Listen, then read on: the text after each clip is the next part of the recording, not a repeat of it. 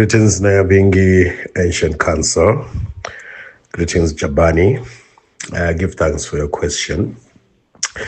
I'm going to address you very respectfully, although I noted the last time you talked to me, it was very disrespectful.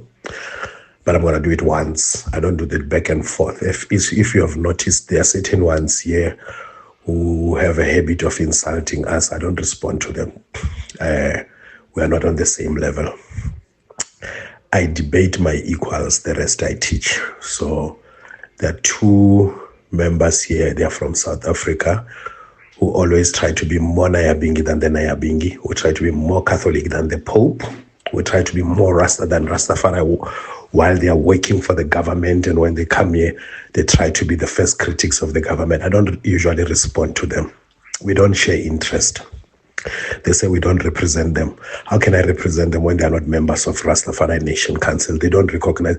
Representation is relative and relevant. If you are not a member of any structure, just like they don't represent us in their own structures, we don't recognize them as much as they don't recognize us. The feeling is mutual. So that is why I don't entertain them. They insult, they say whatever, I don't entertain them. It doesn't make any difference. Their opinions don't make any difference. They don't stop us to do what we're doing. We're working on a national level. We're on a statical trot. They're always on some priestical trot and churchical trot. I don't do that. We're on a statical trot. Now, let me address this question because I did answer it when I was responding to Ras Junior Niggas. I explained the 5 pillars of the RNC. One of them is repatriation. Land, tabernacle building, centralization, and economic development. And in your response, you told me that the diaspora can never be represented by us and they will never allow themselves to be represented by us. Now you turn around again, you're asking, what is it that we're doing to represent the diaspora? While you said that diaspora can never be represented by us, which is not true anyway. I know a lot of people from Jamaica, from North America, from Brazil. Last year I was at RALAC. I was invited, funded by those who invite us, those who consider us to represent us. Representation is not what you simplify it here and try to make it like if you say you are not represented, you are not represented. We all carry the fame and shame of Rastafari.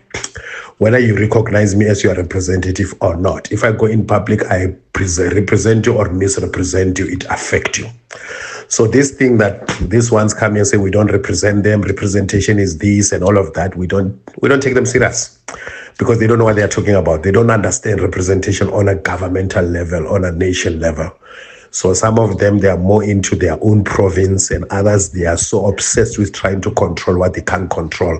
Some, they found us in this movement, they try to manage us and control us. They try to use the Nyabingi. They try to use that. That is why I don't entertain them. We entertain what you are focusing on.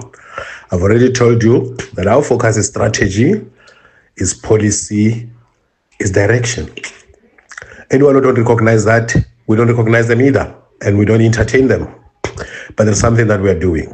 So we have registered in the national dialogue that Rastafari should be considered as a separate entity, not to be classed with faith-based organization or religion or anything, just as Rastafari Nation. That is a battle that we have won in this national dialogue, that it has been agreed that Rastafari will be recognized as a nation. Now, Rastafari Nation Council, as a representative of Rastafari Nation, have 5 fundamental pillars: repatriation, economic development, tabernacle building, land, and centralization and organization. So if you say, what is it that we stand for in terms of diaspora, the RNC, one of the fundamental pillars of it, which are non-negotiable, is repatriation. Now, you will choose whether we represent you or not. The choice is yours, as much as we will choose whether you represent us or not. You don't recognize us, we don't recognize you. The feeling is mutual. Nobody have monopoly over Rastafari authority. This thing that you do in this WhatsApp group, some of you talk as if like you are Rastafari certifying body. You can decide who is Rasta, who is not Rasta. It's illusion. Rastafari is beyond that. You can't. That is why you're just shouting on this WhatsApp group. You can't do anything substantially to stop what we're doing, like what we're doing in the past 2 days. Like what we're doing with the Rastafari Nation Council. There is nothing you can do. That is why we don't entertain that. It's a scare tactics. We have gone through that. I've been a Rastafari for 35 years. I know all of this backward, anti-progress mentality.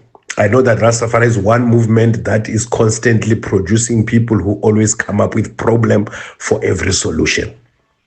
That is why whenever you come up with a problem for every solution we try to come up with, we don't entertain you. I told you already that for us it's strategic particularism. For us it's constructive diplomacy. For us we follow Haile Selassie's example. Not this thing that you're following some elders who are trying to become radical. They say they don't get involved with government. Haile Selassie was governmental through, and he dealt with all type of government, all nations, League of Nations. I've explained that, United Nations, OAU. So this type of fundamentalism that you're brewing around here, we don't entertain it. That is why we're not guided by it. You can sit here, you can decide who's Rasta, who's not Rasta, who's representing you, who's not representing you. It does not affect what we do. We are a membership-based organization. The membership of the RNC is the one who we represent. If you're not a member of the RNC, you don't have to come and tell us that we don't represent you. You are not a member.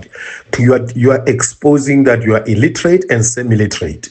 You're exposing that you are organizational delinquent. You don't understand how organizations work. Organizations are membership based. If you're not a member of any organization, you don't need to shout that we don't represent. You're not our member. Just like RCA is not representing us, just like Nyabingi Eastern Cape that try to be just a personal fiefdom or a village kingdom of some individual. It's not representing us. And we don't feel aggrieved about that, and we don't feel the need to always go around and say, yeah, the Nyabingi of Molten Lava does not represent us. But he feels the need to always come up and say, we don't represent him. Representation is relative and relevant. You're wasting your time. No amount of shouting is going to stop what we're doing, and you know it.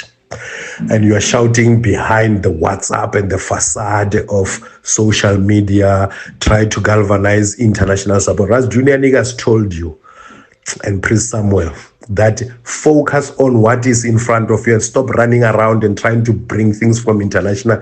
You'll be being here talking about the guidelines, how you should be guided from Jamaica and all of these things. Ras Junior Niggas gave you a proper direction that you should follow, because you know both worlds. You don't know the other world. I've been to Jamaica in 2016. I spent 21 days there, and every day of that day I was attending meetings with different type of organizations of Rastafari. There is no one voice in Jamaica. Jamaica is not a hegemonic, it's not a homogeneous voice of Rastafari in anything, even the Nyabingi itself. I met 2-3 different factions of the Nyabingi. The first one was the one of Ras Junior Niggas and Congo Weikai that we met in Scotts Pass. And then the second one was that one of Ras Ivai. We met them at Ocho Rios. And then the third other faction is that one of Millennium Council. We met at Banuela's house with Bobo Greg, Sister Maxine, Banuela. So you do those things to people who are ignorant, who don't know what is Jamaica, how is Rastafari structured internationally. As the RUF, we went there in 2016 to try to find the nerve center of Rastafari. That who is that Rasta? When he sneezes, the whole world of Rastafari catches flu. And we find that it doesn't exist, because from the very beginning of the Rastafari, it has always been a movement based on chorus, not one voice.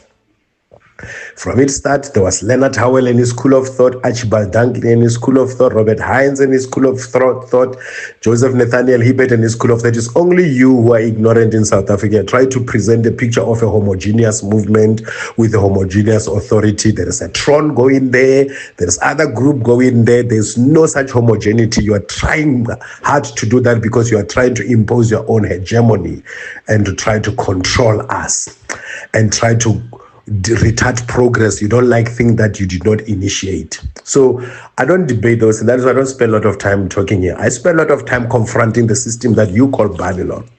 That's what I do. That is what we do. We go out there and face the system. Not spend a lot of time debating modalities with people who are beneficiaries of the Babylon system who get paid by the same system. Don't do that.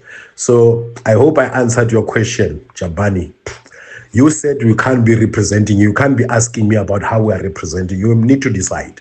If you recognize us as an authority to represent you, one of the 5 pillars of RNC is repatriation. If you don't say, you say you don't recognize us, we don't recognize you. If you say we can't, no one in the diaspora will allow us to represent them, fine, have it your own way. But we can't deal with the rhetorical questions. Give thanks.